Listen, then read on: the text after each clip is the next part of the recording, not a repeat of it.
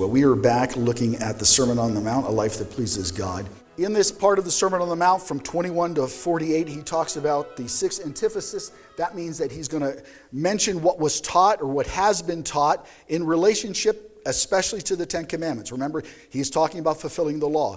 And so he's always saying, you've heard it said, those people have taught you, this is what you've heard of old. But I'm going to say something a little different to you. And so now where he's going to go in this particular part of the Sermon on the Mount is he's going to talk about swearing falsely. He's going to be talking about not lying or not bearing false witness. And this is the way he says, again, you have heard that it was said to those of old, you shall not swear falsely, but you shall perform to the Lord what it is you have sworn. There it is. You shall not swear falsely. He's dealing with the 9th commandment here, which talks about bearing false witness. Now he integrates that, much like he did last time, with another commandment. And what is this commandment? He says, I say to you, take no oaths at all, either by heaven or for it is the throne of God. What is he talking about here? He is talking about the 3rd commandment, which is taking the Lord's name in vain. Somehow they were connecting these things together, false witness and taking the Lord's name in vain. And I'm going to show you one of the craziest systems that you've ever heard. Unless you're a Bible student, you probably never have heard what I'm going to explain to you. And it has everything to do with oaths and vows and keeping your word or not keeping your word. So the first thing we have to look at here is understanding the abuse of the oath and the vow and the context in which Jesus is speaking. Because again, unless you've studied this deeply, you're not going to know exactly what he's dealing with here. Because he's talking about something that they've heard probably since the time that they were children, probably taught this in the synagogues that they grew up in as children. And it is all about swearing falsely. Notice that it's not just bearing false witness, which is the 9th commandment. It's also swearing. There is a taking of an oath in connection to giving testimony falsely or correctly. They are swearing on something and they're doing it falsely. So it deals with taking the Lord's name in vain because they're using the Lord's name in the oath. And then it has to do with bearing false witness. That is what he's talking about. What is the historical and immediate context? Here it is. Here's the words of Jesus. He says, I say to you, do not take an oath at all. And I'm just going to leave in here not the reasons why not to take the oath, but I'm just going to tell you that he mentions that there is an oath that you would take by heaven, there is one you would take by the earth, there's one you would take by Jerusalem, and there's one you would take by your own head. Remember I mentioned last time that there's rabbinical teaching going on at this time, and one of the camps is this Hillel camp. And they have a very interesting way of interpreting testimony in relationship to what you swear by. So here it is. If you were brought into a court of law and you were to give testimony and you were to swear by heaven, earth, or Jerusalem, this is not even binding. Then there was another thing that if you swear by the temple or by the altar, this was kind of medium binding. I mean, yeah, it might be binding, it might not be binding. And then if you actually swore by the gold of the temple or the gifts of the altar or the name of God, which was only rarely to be used. And by the way, this is where you would take the Lord's name in vain. You would use the Lord's name in swearing, but you would actually use it to swear falsely. So, here's what Jesus is saying. He is actually picking on the least binding of these particular oaths that you would take.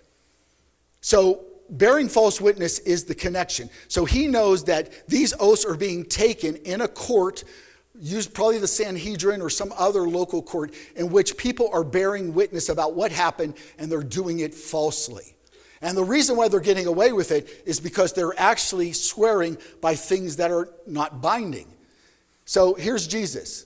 Don't swear by heaven, right there, number 1. Don't swear by earth, that's number 2. Don't swear by Jerusalem, that's number 3. And one's own head. Those were the least binding. So Jesus is picking on using these least binding things, and you don't think you're breaking the commandment of swearing to God or swearing by God because you don't think these things are close to God. And so Jesus now says, I'm saying don't swear by heaven. Why? Because notice he connects it to God. He says this is the throne of God. Don't swear by earth because that's God's footstool. Don't swear by Jerusalem because that's where he is king. And he says don't swear by your own head because you cannot make one hair white or black, meaning that God is in control of your own head. So God is connected to everything you're swearing by. So don't use God in making these false oaths. Make sense? Crazy teaching, isn't it? Isn't that crazy than what we experience today? I mean, we swear on the Bible when we go into a court of law. And so the way they would do this, under oath, somebody might say, I swear by Jerusalem, I'm telling the truth. There's the court listening to it. Now, they didn't have 12, but I'm going to use 12 because there was a group judging. And they said, well, Jerusalem is the city of God. He would never swear unless he was really telling the truth. And this is what he knows. He's got his fingers crossed as he's swearing by this. They're believing him because he's using something pretty important. But all along when he's giving the testimony, he knows that what he's saying is not binding. And the speaker knew it, but the listener didn't. He's lying under oath, but he's doing it in a way because it's not binding. How many people know the Pharisees are a bunch of hypocrites? And they always had a hypocritical system. But it's so funny because it's such human nature. My wife and I love to watch, cop shows or true crime or whatever. And we were watching one the other night, and it was so funny because this investigator was talking to this guy who he knows is a known liar. And he's saying, now come on, tell me the truth, tell me the truth, tell me the truth. And the guy says, I swear on the life of my children, I'm telling the truth. And the guy goes, oh, all right, life of your children, eh? And in the stupidity of the show, he actually believed it. Have you seen shows like this? Right? I swear to God, and may I be struck dead if I'm lying. Go to the highest of my life. And people go, oh, well, okay, all right. Wow, you must. Yeah, that's what's going on here. And so Jesus is going to expose the hypocrisy and the craziness of the scribes and Pharisees. But the place where he really gets down into this, into the weeds, is in Matthew 23, when he's dealing with the 7 woes to the Pharisees. He actually doesn't pick the least binding. He goes to this. He goes to the medium and the most binding. And here's what he says to these Pharisees who are practicing this crazy system. Woe to you blind guides who say, if anyone swears by the temple, it is nothing. Right here, too. The temple.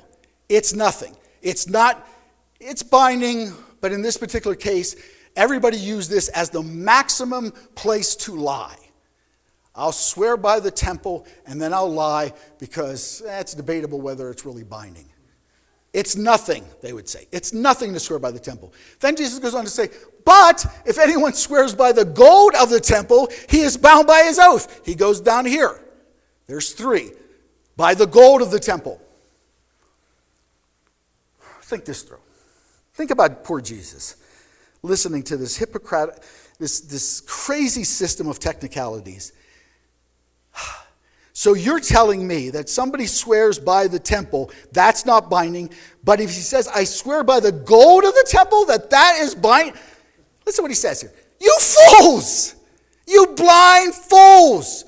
Which is greater, the gold or the temple that has made the gold sacred? What are you talking about? The gold is binding, but the temple isn't. You lost your minds? This is the word game you guys play? Technicalities get you off. Lying and bearing false witness. Deceptive loopholes in your testimony somehow justify lying. Oh, what did he swear by? Oh, he swore by the temple. Oh, did he say temple or gold? I don't remember. But the temple, do you see how this works? Swear by the temple, not binding. Swear by the gold, what? You could lie, feel justified before God, Because, God, I only used the temple and not the gold. What? Do you understand the hypocrisy of the system that Jesus is dwelling in? They are trying to sound true while lying, appearing to tell the truth. But here's the real problem with this. You are actually using God in your deception. Only the person who is making the oath really knows some of these rules. And so it's a technical game to lie. Now you say, well, Pastor, we don't deal with this anymore. This is something that happened in the first century, but is there a modern equivalent that we can look around in the church and say, hey, they're doing the same thing? Is there? Are there modern equivalent loopholes using tradition over Scripture? Well, here's the way religion works. Moses, Aaron, laws of the temple established 1,500 years before Jesus. Now, Jesus is dealing with these guys who say that they're connected with this. But over 1,500 years, you pick up a lot of bad ideas. And what you really pick up, because men are involved in the corruption of what God established, here's the way Jesus put it in Mark. He talks about Isaiah's prophecy about hypocrites. And he says, my people honor me with their lips, but their hearts are far from me. Why are they far from God? Here's what he says. In vain do they worship me. And here it is right here. Teaching as doctrine the commandments of men. They teach as doctrine man's commandments. He goes one step further and says this. You leave the commandments of God and you hold to what? Traditions. Your traditions are more important to you than what the Bible actually says. You hold to them and you establish them and you totally dismiss the Word of God. Modern equivalent. Now remember, I was raised in the Catholic Church, the Roman. I always call it the Roman Church because Catholic is the universal church. You can't be Roman and Catholic. You either got to be one or the other. We're universal. They're Roman. You understand the difference?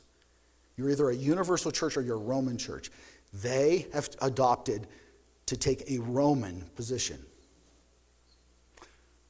So where do they violate this? Remember, how long has the Roman church been in existence? Well, the early church wasn't considered to be Roman Catholic, so it wasn't until the establishment of the Holy Roman Empire and all that kind of stuff. But listen to me, here it is right here.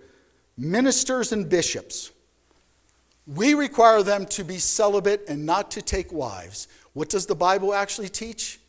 For bishops, for priests, clearly they can be the husband of one wife. Clearly they were able to marry. Clearly, the Bible teaches that marriage is actually the most preferable in the case of the bishops. So why do they hold to this and why do they discount the Bible? If you ask them, and if they know Roman law, they will say, this is our tradition. We violate the word for our tradition. We put our tradition here and we put the word down here. Again, over time, you begin to put the tradition over the word.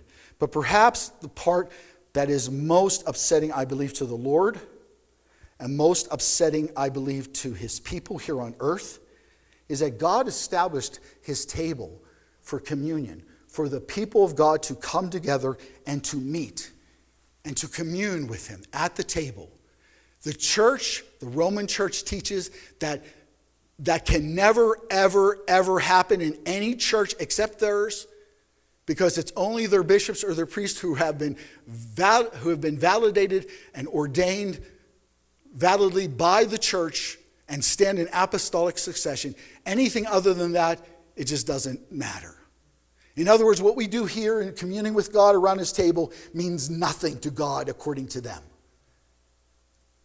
Then they would go on to say that you have to have the priest presiding must have the intentions to do what the church does in celebrating the Eucharist, or else it doesn't count. Then you have to use the right form. You have to use the right bread and the right juice, and then you have to say the essential words. So if I'm not saying the essential words, it's not happening. Do you realize how offensive this is to God, who looks down upon his people and his church And he says, come to me, I want to commune around the table. And this church says, it's no. But let me go even one step further in the lunacy. So only a priest who has been ordained can offer this, or can stand over the sacrament that is communion.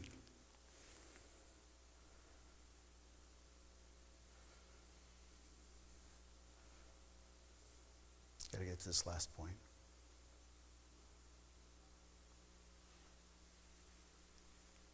But a priest who is suspended or excommunicated, for any reason, suspended, excommunicated, he can still perform a communion and it can still be valid. He could be a pedophile in prison. And if he was properly ordained with the right succession, he can still perform this. According to who? Notice this, that perfect faith and holiness is not required. Well, last time I checked, holiness was required. I've heard of priests in homosexual communities within the Vatican who had homosexual relationships before the communion, and then they would put on the vestments and have their communion. And you go, what in the world? And they said, as long as we're wearing these vestments, we're holy. So is there a direct correlation between what the Pharisees and the scribes were practicing and what the Roman... Yes, over time, yes. So here's the question I would have to say, if telling the truth is so important to God and not swearing, how far should you go in telling the truth? So this camp, man, it had a whole system for breaking. This camp, remember I mentioned them before, existing at the time of Jesus, they believed in speaking 100% of the truth, 100% of the time. They would even go as far to say, it doesn't even matter if you hurt people. They would even go even further, that if you said something was beautiful, fantastic, or excellent, and if it wasn't, you were guilty of lying. They even went as far to say, and used the bride on her wedding day. And said, if you went up to the bride and you said, boy, do you look beautiful, and if she wasn't, you are lying. So you see the extremes of these two positions. Complete legalism over here and complete license over here. So that brings up an interesting point. Is it wrong to make compliments even if you don't really 100% believe them? I always love to tell this story. There was a potluck dinner at a church, and a pastor, wanting to be nice, complimented these people on this dish that they made, even though it was terrible. And he said, man, is this good? And their eyes lit up and they say, Pastor, we got good news for you. There's a lot left over. And we're going to give you the whole bowl of it to take home and enjoy it for the whole week. And he knew that he had gone too far in his compliment. But he also knew that their eyes lit up and they were really happy to give him this. And he also knew that at some point they were going to ask him how he liked it. Day 2 and day 3 and day 4. So he's thinking about it and he says, what am I going to do now? So he came up with something. He named his trash can Spot. Y'all know where this is going, don't you? He took the meal, he threw it in the trash. They asked him, hey, how'd you like that? He says, boy, did that hit the spot.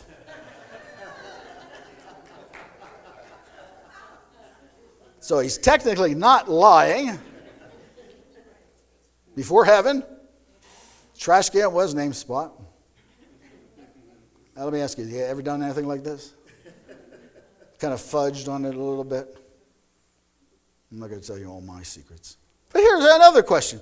Rahab the harlot, she flat out lied. They came and said, hey, you got any of these Jewish guys here, the spies, you know? And she says, I don't know. Hey, some men came here, they went out. I don't know where they went. And she's got them hid in the room. So she's flat out lying. Is this okay? Do you know that some churches say, this is absolutely 100% wrong what she did here. She never should have did it. Can I ask you a question? How is she going to protect the spies without doing this? No. Well, don't get down a rabbit hole there. The Bible so commends her activity that in the book of Hebrews, the Hall of Faith, it talks about her receiving these spies by faith. It doesn't mention anything about a violation. How about this woman, Corrie ten Boom? We were actually at her house in Amsterdam where she hid all these Jews, right? And the Nazis would come and they would say, hey, you got any Jews here? You know where any of them are? And she would have to just what? Lie. Was she violating this commandment of bearing false witness? Here's what she said, and I love it. First of all, she says, God commands to love and protect life. And that key word right there, outweighs the duty of cooperating with evil. Do you understand that? Do you understand this? Telling the truth to someone who intends to commit murder is not obedience to God. Do you understand that? All right, you just a really dumb legalist. I can't put two and two together, so I'm just going to say it's all... Yeah, okay. How about this? In such cases, deception is an act of faithful resistance, not sin. You're smart enough to figure this out. But let me give you the Bible verse. We are called to always be truthful, but we are also called to always combine truth with what? Love. And what of these two do you think is greater? Love. As a matter of fact, Jesus said you can know all the truth. 1 Corinthians tells us this. You can know all the truth, all the mysteries. You can have perfect knowledge, but if you have love, it's nothing. The greatest commandment, the one that takes precedent over all of them, the one that is the leading guiding force, is to love God and love thy neighbor. And sometimes you just have to ask the question, what is most loving before God and what is most loving for my neighbor? And go by that. That's how God works. How many people have seen this movie, Les Miserables? It's a great story about a guy who gets convicted for stealing a loaf of bread. Sorry, go back. Gets convicted for stealing a loaf of bread, escapes prison. Eventually, his life turns around through a conversion, becomes a mayor, ends up taking care of this lady's here, her daughter, and that guy right there, Javert, is the law, chases him down, and he has to lie to the law because he wants to take care of this woman's daughter.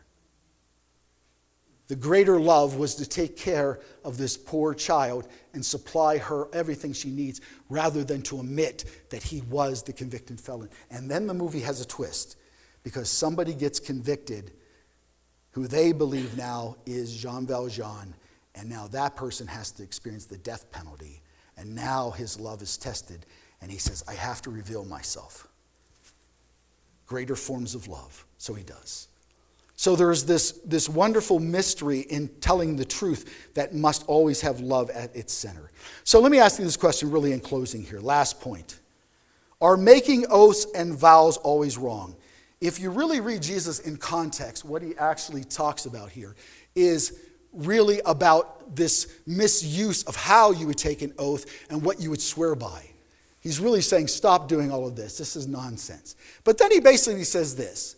Let what you say be simply yes or no. Anything else or more is evil. What is he trying to say? You don't need an oath.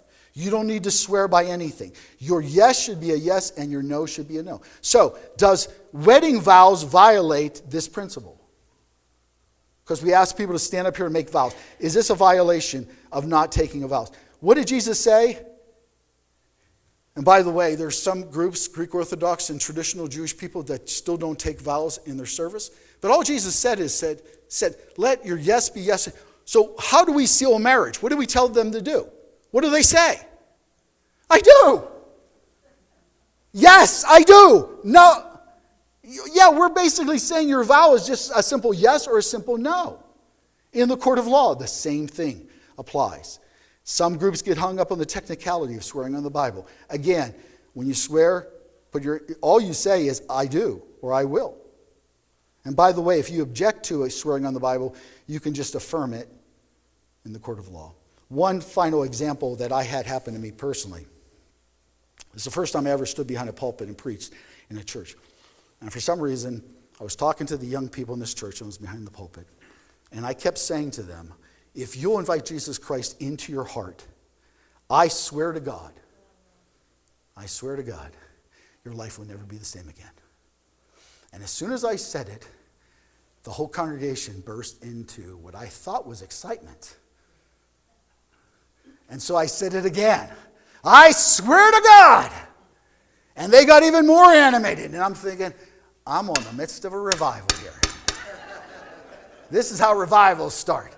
And so I'm prancing now. I said, I'm going to swear. And woo! And so after the service, I'm feeling pretty good about myself because I got the congregation all stirred up. And one of my friends says, do you know what they were saying when you were up there swearing? I said, no, I don't. One lady said, he don't mean it, Lord. Another person in the back said, Lord, forgive him, please, forgive him, Lord. They thought I was like being blasphemous in the middle of their church service. So was I? Calling God to bear, was I? No, I wasn't. The Apostle Paul does it twice in 2 of his epistles. He swears before God. He says, with God as my witness in Romans, and he says, I call God to be a witness against me. It's okay to call on God when you know what you're saying is absolutely right and absolutely true. The final point of what Jesus is really getting at here is simply this. Is your yes should be so powerful that you don't need an oath. And your no should be so powerful that you don't need to swear on anything. Your yes is good. Your no is good. Be a person of your word. Yes means yes and no means no.